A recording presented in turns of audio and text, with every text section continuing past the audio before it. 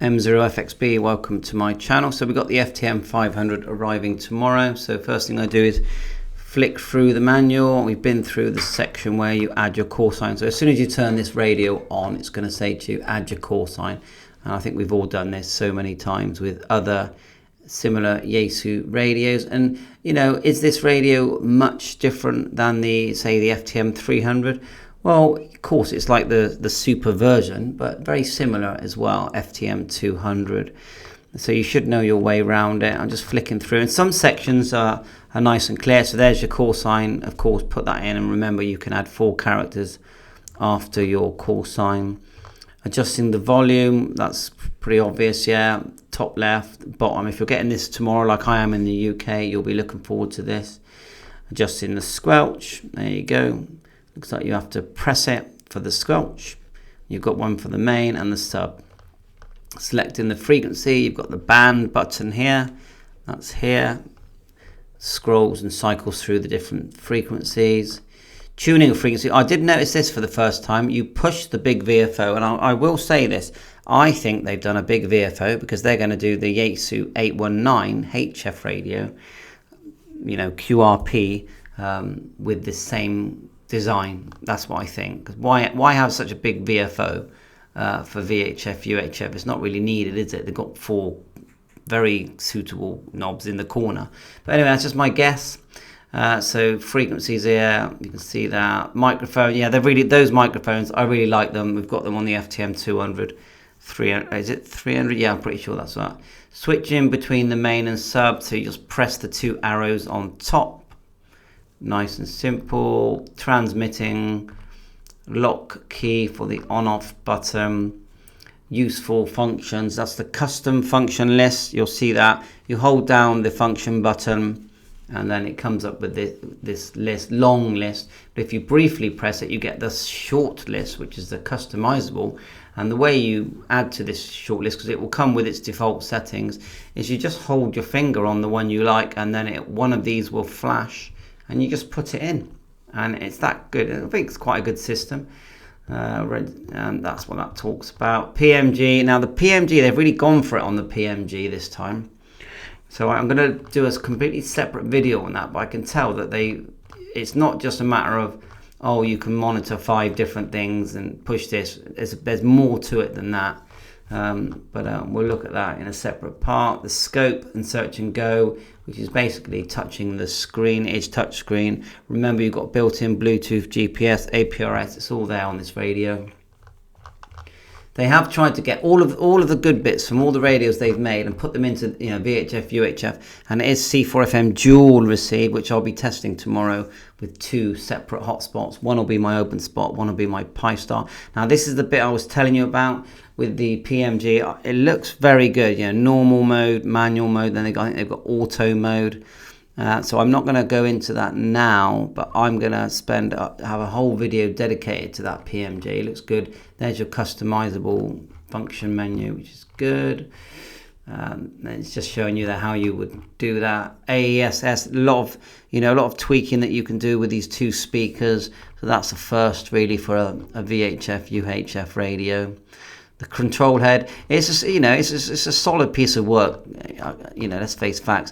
And you can use an RJ45 to separate them if needed, or get the proper one from Yaesu.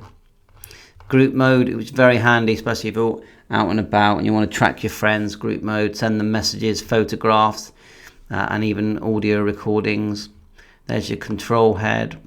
You can plug the speaker into either the back main unit or the head unit. You've got a couple of extension speakers there and adapter. Yes, it will work with PDN mode, and the HRI 200 box, which I've still got, and I will connect that as well. Dual display, interestingly, now if you select subband, it puts it on the top section. It doesn't stay on the bottom.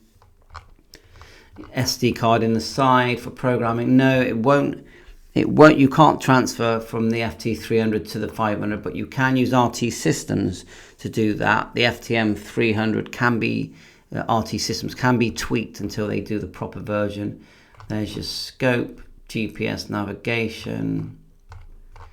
And they'll do a separate manual for PDN mode. you know, some of the big modes, they'll do separate menus for, like they have done with the other devices. 12-volt power supply. There's your cable for the head unit, microphone, and very handy that they finally put a microphone in the side, because in the older models you could do that, but you had to use that camera microphone. But the problem with the camera microphone, apart from that it was expensive, but also it was a bit heavy, and the cable on it was a bit heavy, and the camera quality was rubbish. I mean, if they're going to give us the ability to take photographs, give us a decent quality image. But you could just put it on the SD card if you wanted to. Transmit mode, AMS. Press and hold the function knob. Touch 9 AMS TX mode. So automatic mode basically means if it hears C4FM or FM analog, it will automatically switch, or you can lock it in if you remove the line from the top. Sorry, no, if you add the line. Let's get it right. If the line is there, it's automatic. If you remove the line, it will lock it in. Transmit power, 50 watt, 25 and 5 watt. Do they not have a lower one than that? It'd be nice to have a 0.1 watt, wouldn't it? Save power if you're portable. Yeah, you can skip the bands, change frequency. The display color of the frequency of the operation band can be selected from white, blue and red. So we get 3 choices of colors. Okay, that's nice to know. Wonder why they didn't make the whole manual in color. It would have been nice. DGID, which is useful for certain things. You know, if you give someone else a code, you can sort of also track their distance, as well as speak to individual people, which I think is pretty good. Communication via the repeater, yeah, tones, shift, all the usual.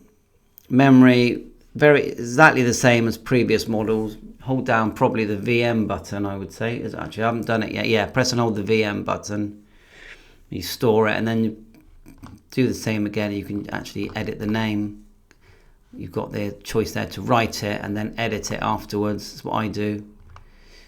You can select VHF, UHF. You can actually tell it to only select VHF or UHF. It's sort of customizable grouping. Recalling memory channels. So yeah, once I've got the radio in front of me, there's your edit memory. Hold down VM again. Yeah, done that before. Once you've got the radio in front of me, I'll go through all these functions one at a time into lots of short videos. I don't like my videos to be longer than 3 or 4 minutes. Unless I'm doing an overview video. That's different than yeah, people just want a general overview. But I like it. So let's just say you want to, how do I turn the power up, you know? How do I add a memory channel? How do I add my repeater? How do I dim the screen as your Bluetooth? How do I use Bluetooth? How do I turn on GPS? How do I turn on APRS? How do I transmit APRS? So I like to do 1-minute videos. You search what you're looking for in YouTube, and it's just, you just know. You don't have to listen to someone talk for 5 minutes, 10 minutes or an hour and search through a video trying to find what you need. You just, with my videos, you'll just find it very quickly.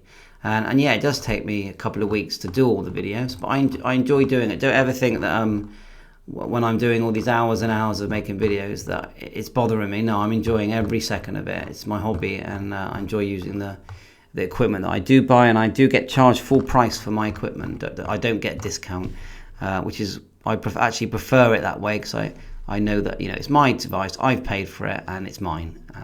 So there you are, very pleased with it. Come on, it's a good design, let's face facts. You know, it's going to look good in the shot, and it's just nice to look at. And if they bring out a Yaesu 819, all we need really is HF 6 meters in another box, and then we put this next to it. We've got the whole setup, just like you have with the ICOM 7300 and the ICOM 9700. Bye for now. Thanks for watching my channel. 7.3. All the best.